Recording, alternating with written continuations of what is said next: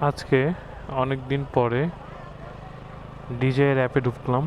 তো অ্যাপে ঢুইকা দেখলাম যে ক্যামেরার যে ফার্মওয়্যার বা সফটওয়্যার সেই আপডেট আসছে। তা আপডেট দিলাম।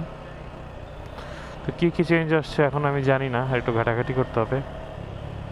কিন্তু আমি নর্মালি কি করি, ধরেন আমি যদি ক্যামেরার একটু ভিউইং পয়েন্ট চেক করতে চাই সেই সময় করি কি, এই অ্যাপে ঢুইকা ক্যামেরাটা কানেক্ট করে দেখি যে মানে আমি যে ক্যামেরা যে অ্যাঙ্গেলে বসাইছি ঠিকঠাক ভিউ আসতেছে কিনা। কারণ এটা ছাড়া আর মানে চেক করার ওইভাবে উপায় নাই আমার কাছে যেটা মনে হয়।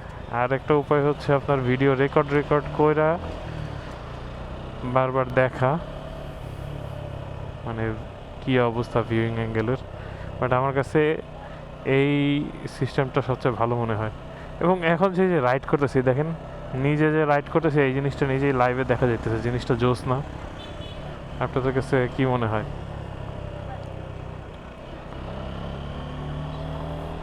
মানে আমি নিজেই রাইড করতেছি, নিজের ভিডিও নিজেই দেখতেছি, এমন একটা ফিল আসতেছে।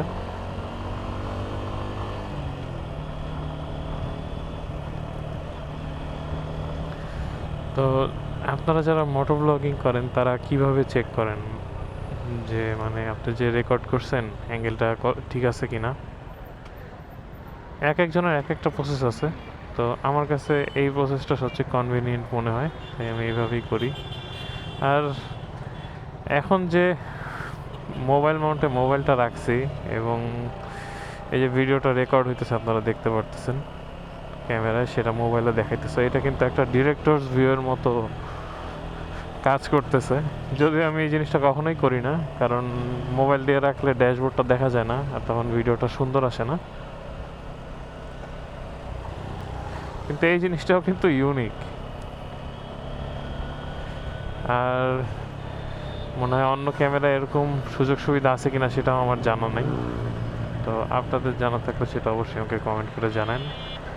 তো এই আর কি, টুকটাক একটা আপডেট দিলাম আপনাদেরকে যে আমার ক্যামেরার আপডেট আসছে। আল্লাহ হাফেজ।